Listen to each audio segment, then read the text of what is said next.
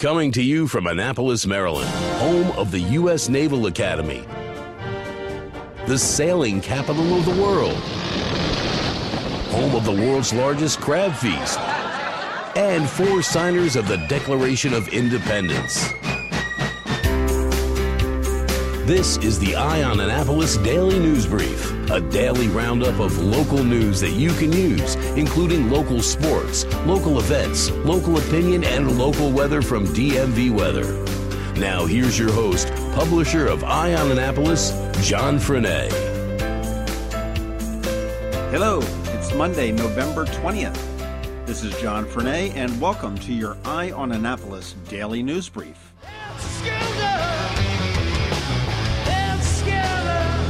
Yes, Charles Manson, the leader of a cult that carried out multiple high-profile murders in 1969, died late last night, and Manson was serving a life sentence in a California prison.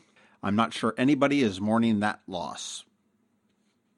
Tragedy struck on Saturday afternoon along President Street in Annapolis between Van Buren and Monroe. A group of people were walking down along the street when one of them, for some unknown reason, shot and killed a 17-year-old male that was part of the group. Terry Bosley was taken from the scene and later died at an area hospital. Just after the shooting, the rest of the group got into a small blue car and fled the scene. Police are actively looking for any leads in this investigation. Terry Bosley was a twin. His identical twin brother Taylor and sister Tiana had just lost their mother a year ago to cancer. Annapolis Police Chief Scott Baker said, "This is an outrageous act of violence to a juvenile in our community.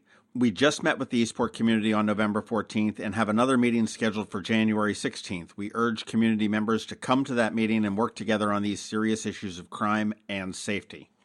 Unless anybody thinks that the chief is just a bunch of words, he was out Sunday going door to door, knocking, talking with neighbors himself. But the violence is still so unfortunate. Arundel County District 7 Councilman Jerry Walker is pissed off, and rightfully so. He has been the target of several aggressive negative mailings for his upcoming run for House of Delegates in District 33.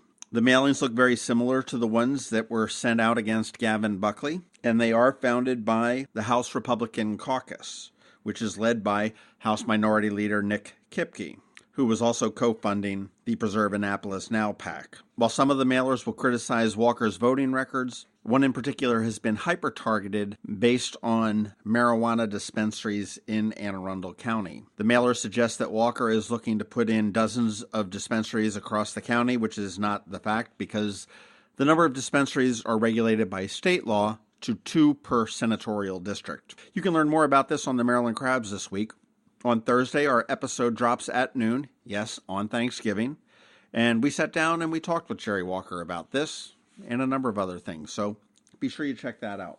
And I know it would typically be included in a Things to Do This Weekend segment, but please mark your calendar for Saturday. It is Small Business Saturday, and I don't care if you're listening to this in Annapolis or in Glen Burnie or in somewhere in Montana. I don't really care, but Small Business Saturday is a pseudo-holiday designated by American Express to support local small businesses.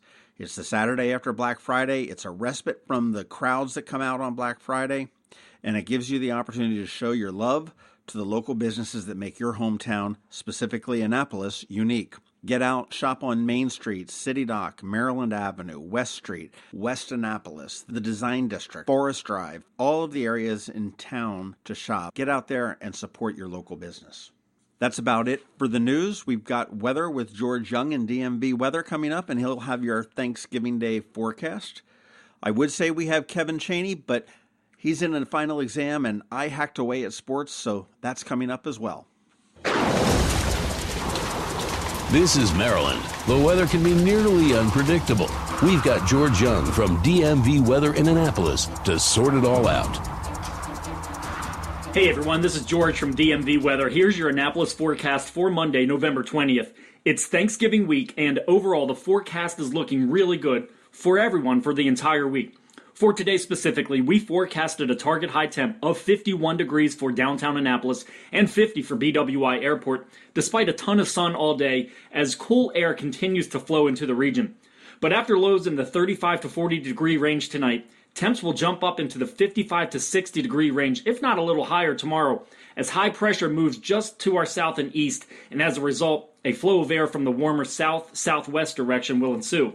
But those warmer temps will be a one-and-done deal as a reinforcing shot of cooler air comes into the area via another cold front coming out of the northern plains and Midwest, which will put our temps across all of Anne Arundel County into the low 50s on Wednesday and mid to upper 40s on Thanksgiving Day, with a general below-average temp setup sticking around all the way through the weekend despite mostly sunny skies every day.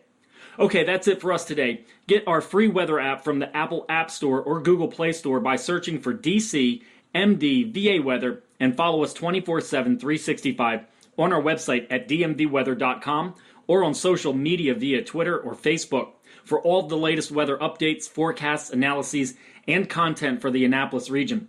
This is George Young of DMV Weather with your Annapolis forecast. Make it a great week out there, and remember, whatever the weather outside, have fun and be safe. Hey there, this is John Fernay, and the Eye on Annapolis Daily News Brief is sponsored by, well, it could be you. Podcasting is a growing trend, and since launching on September 1st, we have more than 10,000 downloads of this podcast, plus thousands of listens on Facebook, Twitter, and YouTube. In addition to our Facebook page, All Annapolis, and our Twitter account, we distribute the Daily News Brief to Apple Podcasts, which used to be called iTunes, Google Play, Stitcher, iHeartRadio, and the TuneIn app that can be played on your Amazon Echo or Google Home device. We focus on local news, local weather, local events, and local sports, including high school and college. So our audience is pretty tightly targeted to the greater Annapolis area. And if you own or manage a local business, you're a likely customer. Intrigued? Well, here's something to think about. Your company could be featured on this daily podcast for less than $20 a day. Interested? Shoot me an email and let's talk. My email address is john@eyeonannapolis.net, and that's EYEONANNAPOLIS, but you already knew that, .net. Let's get together and see what we can make happen. If you're looking for local sports, it's right here, right now on the Eye on Annapolis Daily News Brief. Hey there, this is not Kevin Chaney with your Monday morning sports recap. This is John Fernay. I'm sitting in for Kevin, who is in the middle of a final exam right as we speak.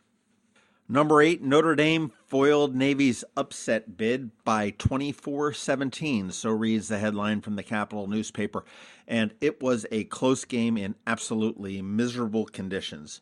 Navy seemed to execute perfectly almost every turn, but unfortunately, Notre Dame came through between the second and third quarters and really put the screws to the Navy, bringing Navy to a 6-2 season. Now they are focused on beating Army. Maryland football guaranteed itself a losing season on Saturday, losing to Michigan State 17-7. They will close out their regular season schedule this weekend against number 12 ranked Penn State. The big news in sports, however, was high school sports, and Broadneck won their state title in girls soccer. It was a scoreless game through midway through the second half when Broadneck junior forward McKenna Dean put it into the goal. Ultimately, the Bruins came to a 2-1 win over previously unbeaten Urbana for the program's second title in 3 years. Congratulations to Broadneck's girls soccer. Not working out so well for Severna Park boys soccer, they were defeated in a late goal for their push for a state title. They were going for their fourth boys soccer state championship, and it was denied by Bethesda Chevy Chase after they scored in the final minutes and held on to a 1-0 victory in the Class 4A state finals at Loyola. The Arundel Wildcats entered Saturday undefeated, playing in their first Class 4A state title match since 2012 and won the first set.